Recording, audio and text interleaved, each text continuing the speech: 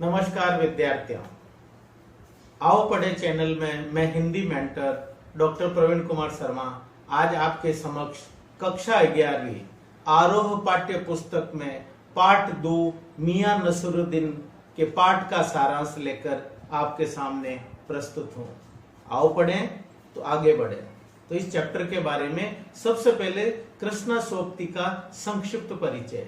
आधुनिक हिंदी में नई पीढ़ी की सुविख्यात कथा लेखिका कृष्णा सोबती के हम हशमत गद्य संग्रह से संकलित मियां नसरुद्दीन एक बड़ा ही सजीव और मनोरंजक रेखा चित्र है। इसमें लेखिका ने पुरानी पीढ़ी के बूढ़े नानबाई, बार बार ये शब्द आएगा नानबाई। नानबाई का मतलब होता है अलग अलग किस्म की रोटियां बनाने वाले। तो पुरानी पीढ़ी के बूढ़े नानबाई मियां नसरुद्दीन की स्वभावगत खूबियों को बड़ी ही रोचकता से और साफ साफ उभरा है। पाठ का सार। गढ़ैया मोहल्ले में नसरुद्दीन से लेखिका की भेंट। लेखिका एक पत्रकार की हैसियत से वहां पर गुजर रही थी गढ़ैया मोहल्ले में। तो गढ़ैया मोहल्ले के अंदर उन्होंने देखा कि एक संयोगवश एक दिन लेखिका जामा मस्जिद के निकट बसे हुए पुराने गढ़ैया मोहल्ले से होकर गुजर रही थी। गढ़ैया मोहल्ला था और वहां पर लेखिका गुजर रही थी। तो उन्होंने एक अंधेरी सी दुकान पर ढेर सारा आटा सनते हुए, आटा सनने का मतलब है आटा है गूंथना, तो आटा सनते हुए देखकर कुछ जानने का मन हुआ कि इतनी पुरानी दुकान, बिल्कुल चारों ओर अंधेरा, किसी प्रकार का कोई डेकोरेशन नहीं और भारी मात्रा में आटा है वो गूंथा जा रहा है। तो ये एक लेखिका के लिए कौतूहल का विषय हो गया। पता चला कि वह 56 किस्म की रोटियों के उस्ताद मियां नसरुद्दीन नानबाई की दुकान थी। मियां अंदर ही बैठे बैठे बीड़ी के दम ले रहे थे। बीड़ी के दम ले रहे का मतलब है बीड़ी फूंक रहे थे, बीड़ी पी रहे थे। उनके चेहरे पर गहरे अनुभव की झलक थी और आंखों में चुस्ती और चतुराई चमक रही थी। मियां नसरुद्दीन खानदानी पैसे का खरा अभिमान। उनको इस बात का बड़ा ही अभिमान था। जैसे ही लेखिका उनके बारे में कुछ पूछती तो वो बड़े ही अभिमान से अपनी पीढ़ी के अनुभव को शेयर करते थे। खानदानी पैसे का ऐसा खरा अभिमान था, ऐसा नहीं हम तो मामूली नानबाई हैं। राजा महाराजाओं के यहाँ भी उनके पिता और दादा है वो नानबाई रह चुके थे।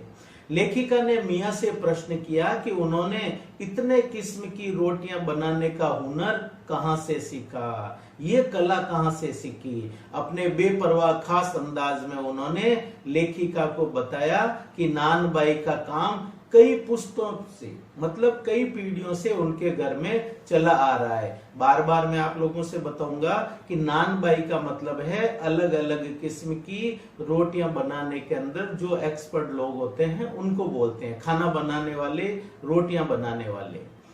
उनके वालिद, जब लेखिका ने पूछा कि ये हुनर कहाँ से सीखा तो उन्होंने कहा कई पीढ़ियों से हमारे घर के अंदर ये हुनर चला आ रहा है। उनके वालिद मियां बरकत शाही गढ़ैया वाले नानबाई के नाम से प्रसिद्ध है। उनके वालिद पिता जो कि गढ़ैया वाले नानबाई के नाम से प्रसिद्ध है। कोई क्षेत्र विशेष का नाम किसी दुकान में किसी मिष्ठान के साथ में जुड़ता है तो इनके नानबाई के नाम में साथ में जुड़ा। कौन से नानबाई? गढ़ैया वाले नानबाई, उस नाम से मशहूर थे। उनके दादा साहिब मियां कल्लन भी बहुत अव्वल दर्जे के नानबाई थे। मियां नसरुद्दीन ने खानदानी शान का एहसास करते हुए बताया कि यह रोटी बनाने का खास हुनर उन्होंने अपने वालिद साहिब की खिदमत में रह करके सीखा। मतलब उनके अंडर में रहते हुए छोटे छोटे काम करते करते फिर रोटी बनाने का उन्होंने हुनर सीखा था। अब रोटी बनाने का हुनर है, एक साधना का रूप है, इसको बिना अभ्यास के प्राप्त नहीं कर सकते, ऐसा विचार मियां नसरुद्दीन का था। मियां नसरुद्दीन ने लेखिका को बताया कि हुनर सच्ची लगन और मेहनत से सीखा जाता है। जैसे पढ़ाई में अलिफ से शुरू होकर आगे बढ़ा जाता है या फिर कच्ची पक्की से होते हुए ऊंची क्लासों में, ऊंची जमातों में पहुंचा जाता है, जैसे पढ़ाई या कुछ भी होता है तो उसको क ख ग से लेकर के शुरू करते हैं, प्रारंभ से शुरू करते हैं। उसी प्रकार से रोटी बनाने का हुनर भी उन्होंने प्रारंभ से ही सीखा। उसके बाद में जुड़े, पहले खाना बनाने से जुड़े छोटे मोटे काम हैं वो स्वयं करते थे, जैसे भट्टी बनाना, भट्टी को भरना, भट्टी में आंच देना, बर्तन धोना, ऐसे छोटे मोटे काम अपने हाथ से करते करते रोटी बनाने का इल्म, रोटी बनाने की विद्या उन्होंने सीखी। दुकान पर वह सीधे आकर नहीं जमे। उन्होंने लेखिका को बताया ऐसा नहीं है कि सीधा आकर के मैं यहाँ बैठ गया हूँ, मैंने पहले छोटे मोटे काम करके खूब मेहनत की है। इन रोटियों से जुड़े हुए छोटे छोटे काम करके, मेहनत करके फिर मैंने दुकानदारी और ग्राहकी का सीधा अनुभव पाने के लिए उन्होंने मुद्दत तक खोमचा भी लगाया। अलग से उन्होंने एक ठेला लगाया था इसका, फिर वहां पर पूरा परफेक्ट काम सीख करके फिर यहाँ दुकान पर आकर के बैठे हैं।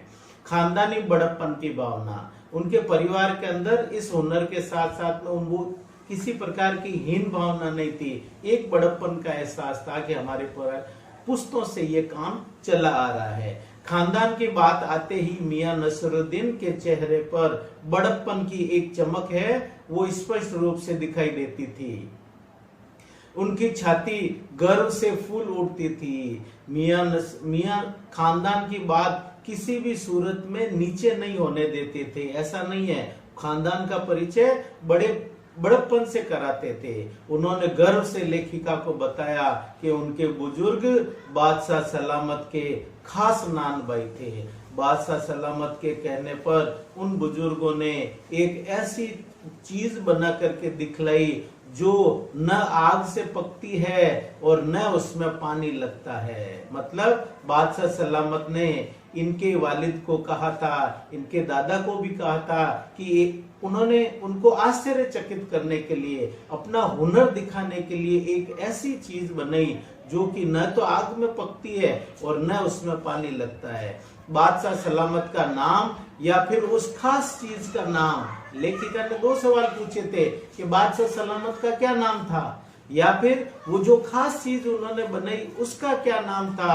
उसका नाम मियां नसरुद्दीन सभी को बताना जरूरी नहीं समझते, वो स्पष्ट कह देते कि ये चीज बताना मैं जरूरी नहीं समझता हूँ, शायद उन्हें खुद ही पता नहीं, लेकिन अपनी शान को ऊपर रखने के लिए वह अपने खानदान पर गढ़ती हुई एक कहावत भी कहा करते हैं कि खानदानी नान भाई कुएं में भी रोटी पका सकता है। मतलब जहां पर सुविधा नहीं है, जहां पर भारी दिक्कत है, वहां पर भी अपनी कला का प्रदर्शन वो कर सकता है। आज शौक और कद्र की कमी के लिए मियां नसरुद्दीन का सच्चा दर्द, वो कह रहे हैं कि अब वो जमाना गया जिसमें 56 किस्म की लोग रोटियां भी खाया करते थे, वो दर्द इनकी बात से साफ झलकता है। लेखिका ने भट्टी पर पकने वाली रोटियों की किस्म जानने की, अलग अलग वैरायटी जानने की इच्छा प्रकट की। इस पर एक अजीब सी खींच, एक अजीब सा दुख उनके चेहरे पर उभर आया था। कुछ तुनक कर उन्होंने चंद रोटियों के नाम फटाफट गिना डाले। तुनकी रोटी की तारीफ में उन्होंने कहा कि तुनकी रोटी पापड़ से भी ज्यादा महीन होती है, लेकिन कहते कहते पिछले जमाने की यादों में वो डूब गए कि पहले ऐसे जमाना था जिसके अंदर लोग खूब खाना खा लेते थे, अलग अलग तरह की रोटियां भी वो खाते थे। वो सारा का सारा दर्द इनके चेहरे पर दिख रहा था। यह दर्द सच्चा भी था। पहले के समान खाना पकाने वाले, न तो खाना पकाने का शौक है न लोगों को खाने का शौक है। आज के जमाने तो भारी और मोटी तंदूरी का ही बोलबाला है। तो इन्होंने कहा कि एक तंदूरी रोटी ने सारी किस्म की रोटियां, जो 56 प्रकार की रोटियां हैं, उस पर पानी फेर दिया। तो इन्होंने कहा अब हम क्या बनाएं और क्या लोगों को खिलाएं। इस प्रकार आपने देखा होगा मियां नसरुद्दीन ने अपनी जो खानदानी नानबाई का जो हुनर है उसका परिचय लेखिका को बड़े ही बड़प्पन और गर्व के साथ कराया। अब आप लोगों के टर्म 1 के अंदर वस्तुनिष्ठ प्रश्न पूछे जाएंगे।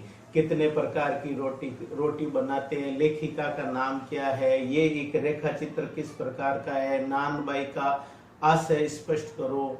और जो पापड़ से भी पतली रोटी है उस रोटी का क्या नाम है, तो उनकी रोटी नाम है उसका। इस तरह से अगर आपको इस वीडियो में इस पाठ के सार को अगर आप 2-3 बार देख लेते हैं, 2-3 बार इसको सुन लेते हैं, मेरे ख्याल से कैसा भी वस्तुनिष्ठ प्रश्न पूछो आप इसको आराम से कर सकते हो।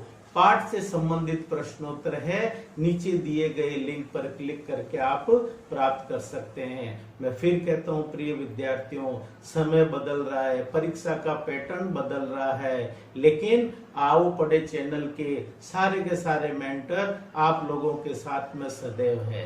आप लोग इसी प्रकार का सहयोग बनाए रखें, एक से बढ़कर एक हर अध्याय नवीनतम जो पाठ्यक्रम है, परीक्षा का पैटर्न है, उसको लेकर के हम आपके सामने उपस्थित होंगे। तब तक के लिए नमस्कार।